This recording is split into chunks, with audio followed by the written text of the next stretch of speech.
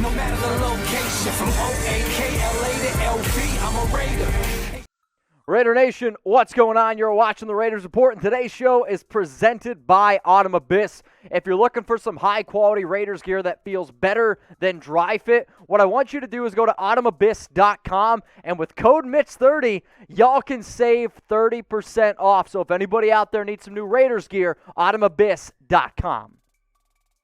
Julio Jones to the Raiders. I'm going to give it one chucky head. I'm going to say it's a small shred of truth, and that's how we're kicking off the show here at the Raiders Report by Chat Sports. This is a rumor from Peter King, and multiple reports out there said that the Falcons have been listening to offers. Peter King takes that story and goes, well, one of the teams that I think could be really interested in Julio Jones would be the Las Vegas Raiders. Now, it is an important thing to note that the Falcons, they're not going to trade him until June 1st because it would be an extra $17 million in terms of dead cap hit. Atlanta doesn't have that type of money, plus that's just not what they're going to do. So if a Julio Jones trade does go down, whether it's with the Raiders or whether it's one of these other teams here in terms of the trade options, it's going to happen after June 1st. But anytime I see odds, I get excited. Maybe it's the Vegas guy in me, right? But at plus 300 odds that Julio Jones could get traded to the Raiders, I don't know, it's the second highest odds. Like, I'm listening here because you can't deny the talent of Julio. And again, these odds are based on if he is traded. The most likely team that he plays on, it is still the Atlanta Falcons. So here's the exact quote from Peter King on the Raiders trading for Julio Jones.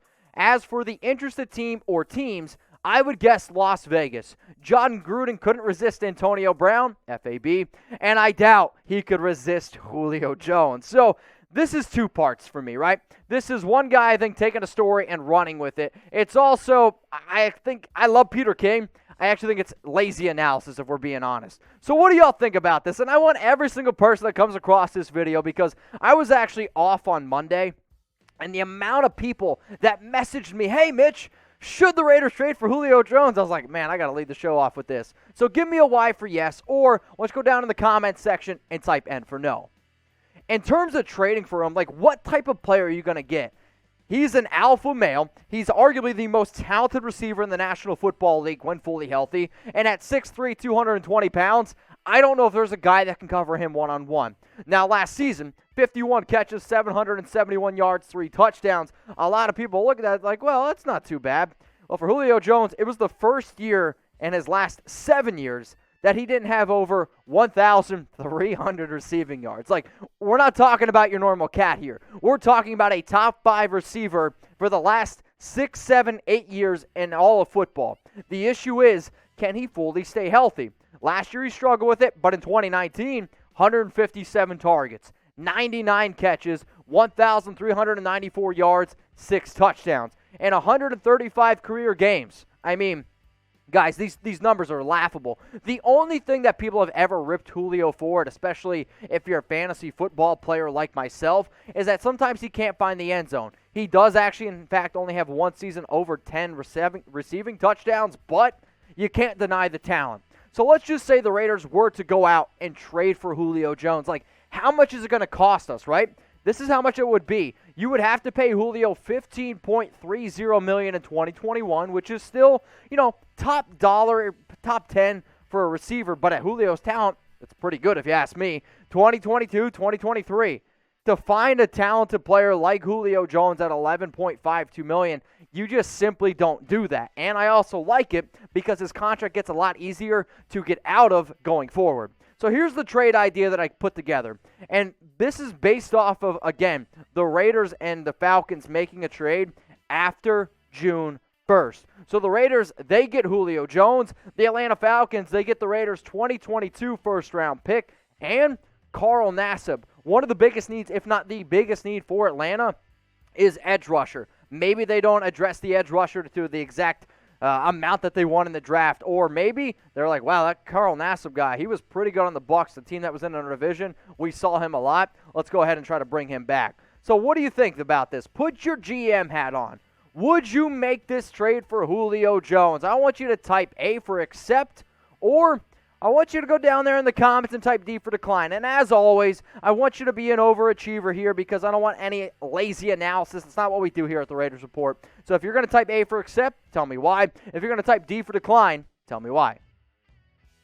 Now, I want you guys to subscribe to Chat Sports on YouTube because I can't wait. If you're looking for the best NFL draft coverage for the next, Thursday, Friday, and Saturday, there's not going to be a better place to do it. So go ahead and subscribe to Chat Sports, youtube.com/ChatSportsTV. We're going to be live for round 1. We're going to be live for day 2. We're going to be live for day 3. Now, I'm also going to be live on the Raiders Report, bouncing back and forth.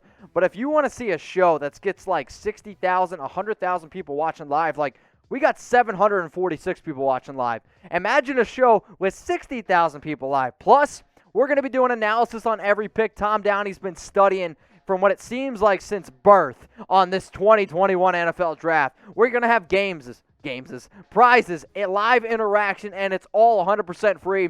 The more people we get, the more fun it is, and it helps us out a ton. So please go check it out. Subscribe to Chat Sports, youtube.com/ChatSportsTV.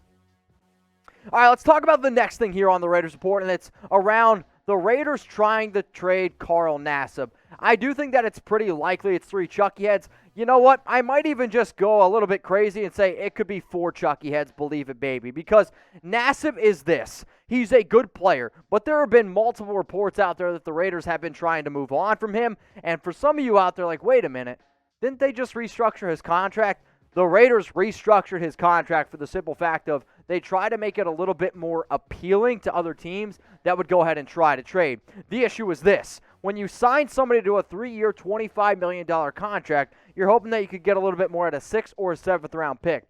Let's just face it. You're just not going to get more than that for a guy like Nassib, who's coming off a year with 28 tackles, 2.5 sacks, 7 tackles for a loss, and really was never quite able to live up to what Gruden wanted. Now, I'll also say this. I actually think he put up the numbers of what almost I expected. He is a good player, but if you're going to go out there and pay him that type of money you did, you knew you're going to be let down. But, I mean, remember his numbers in 2020? To be honest, they weren't that much different than his numbers in 2019. The only real difference was the sacks. Sure, 2.5 to 6 sacks, but Nassib has always been built more to be in a 3-4 style. That's not what the Raiders asked him to do. But I will say this. When I saw these numbers here, I was a little bit surprised in terms of the most snaps at defensive end in 2020. Max Crosby played through a lot of injuries, especially that shoulder injury. He was at the top dog, 905 snaps. Then you can see Carl, 463. Cleveland Ferrell, 461. Arden Key is no longer a member of the Las Vegas Raiders. He is now on with the 49ers. But Nassib was a healthy scratch in 2 weeks. Cleveland Ferrell also wasn't able to play. So when you look at the numbers that Nassib put forward, one of the biggest reasons why he was also getting benched was apparently he wasn't practicing well. Gruden's a little bit of an old-style guy, but do I really think Nassib was as bad as what people are making him out to be? No. Was he worth the contract? Absolutely not. So speak your mind here. If you want the Raiders to trade Carl Nassib, I want you to go ahead and like the video. If you consider yourself a smart Raiders fan, you should like this video because, again, it has nothing to do with disrespecting Nassib. This is about making the football team better. And if you can trade Nassib, save $3.75 million, invest that into somewhere else, I'm a believer that that's going to make you better. Therefore, you should like the video. Something that I know y'all are going to like, I got an awesome Tom Flores hoodie from Autumn Abyss. If you want the t-shirt that I have on, What Happens in Vegas started in the town, Raider Nation, you can go ahead and get that at autumnabyss.com. It is going to be in the comments. It's also going to be in the description of this video, so I don't want you guys to miss this offer because 30% off code Mitch30, it's pretty good, but it's only going to last until the NFL draft starts. So the 30% off deal, it ends as soon as the NFL draft starts. So you got a short window to take advantage of the deal. The reason why I love the shirt that y'all see on screen and the shirt that I have on right now, let me read this. So part of the proceeds go to the Fam First Family Foundation, which established to ensure the youth from Oakland, California were provided with opportunities to expand their horizons through sports, Family Support Services, since the inception of Family First Family, has served youth around the world. So part of all the proceeds from Autumn Abyss go to an awesome foundation. All the proceeds, or part of the proceeds from the Tom Flores hoodie, go to the Tom Flores Foundation. Bottom line is this: if you want awesome Raiders apparel that's better than dry fit, and if you want to support some good causes, AutumnAbyss.com, code Mitch30 to save 30% off. All right, let's get back to this crazy little Julio Jones trade idea, right? Because remember, Julio Jones, Carl Nassib, right? We're bouncing it back and forth. That's kind of why I was talking about the whole Carl Nassib trade idea. But you know what? Speaking of trade ideas, Bleacher Report put out a fun little article about one trade every single team should do in the first round. And this is the trade idea that they threw together. The Raiders received the number 10 overall pick from the Dallas Cowboys. The Cowboys get pick 17, a third-round pick, 79 overall, and then a fifth-round pick, 162 overall. So before I tell you what I think of this trade, what I want you guys to do is let me know. Grade this trade from a scale from 0 to 100. Or if you guys want to go ahead and give me it from A, B, C, D, or F, that's fine too. Either option works for me. But let me hear, what do you guys think about this deal? Because I think it's a pretty interesting move where the Raiders, they'd probably go up and do this if they're trying to get, I don't know, maybe a guy like Rashawn Slater or Devonta Smith, at least according to Bleacher Report. But the grade that I'm going to give this trade for the Raiders is honestly an A, y'all. You know that I'm not team trade up. But when value's there, I'm going to take it. I have previously on a Raiders Report video, when I looked at the trade value chart, I had it as a first and both of the thirds. And that actually still wasn't enough for the Raiders. That trade that Bleacher Report threw together, no disrespect to whoever wrote that article, you clearly don't know what value trade picks are, because all that picks that you just saw, again, shout out to Sam for showing this, that's still actually not enough to get to number 10, and it's just going to cost more. It's really as simple as that. A fifth-round pick does not have near the amount of value of a third-round pick. So would I actually make this trade? Yes. Yes, I would. Now, here's the reasoning behind the trade here, okay, from Bleacher Report. Las Vegas could benefit here by grabbing some offensive line help, such as Rashawn Slater, or even another wideout like Devonta Smith. Looking at the cost, it would be a brilliant bit of draft chess. Okay, interesting. Not much of a chess player, hard to believe, I know. So he talks about Rashawn Slater. They talk about Devonta Smith. What we do here at the Raiders Report is we ask tough questions, but I also want you guys to be able to debate about it, right? Think about it logically and then go forward. In terms of a lot of big boards, some people will have Devonta Smith over Rashawn Slater. In terms of overall fit for this team and in terms of overall need, I think Slater fits a bigger need. So if you had to pick one and you saw the Raiders trade up and both were available, would you go with Rashawn Slater type RS, or would you go Devonta Smith type DS? Man, I'm going to go Rashawn Slater. Y'all know that I'm a big fan of him. He can play guard. He can also play tackle. And this is a player that I know Mayock likes a lot. Mayock made sure that he went to Northwestern's Pro Day. I believe it was to see two guys, Rashawn Slater and Greg Newsome II. So you know what? If Slater is somehow there and you see the Raiders trade up, now this also means maybe Penei Sewell's gone. If Sewell's there, he's no doubt the number one guy I would trade up for. But if those are the two guys left available and I got to pick between them, guess what? I'm going to end up going with a guy like Rashawn Slater. The next topic here that we're going to be talking about on the Raiders Report is, again, around the 2021 NFL Draft. And are the Raiders looking to draft a nickel safety hybrid? The reason why this is important is because Gruden obviously had something in mind when he signed LaMarcus Joyner. He wanted somebody that could play nickel and somebody that could play safety. That just simply didn't work out. So when I talked to some people that I personally trust, they were mentioning two names that play this hybrid role. The first is Jevon Holland, safety defensive back from Oregon. Now, he didn't play in 2020, and when I first released a video of players to target at 17, Holland actually made my list because I watched the tape. I liked a lot of what he did. Now, to me, he's more of a second, third-round style of player, but 9 interceptions his first 2 seasons at Oregon. And the fact that he can literally fit in just about every role in terms of nickel and safety, I do think it could help you out a lot on the defensive side. Now, could this be a guy that honestly at times reminds me of somebody like a Brian Poole, who you all know that I like a lot? Yes, it's definitely there. Now, the other player that I'm starting to hear a lot about for the Raiders in terms of connection is Elijah Molden, cornerback from Washington. Do I think Holland is more of a safety than Molden? Yes, I do. Do I think Molden is more of a cornerback than Holland? Yes, I do. Do I think that the Raiders would try to use both of these players as that LaMarcus Joyner hybrid Swiss Army knife type role?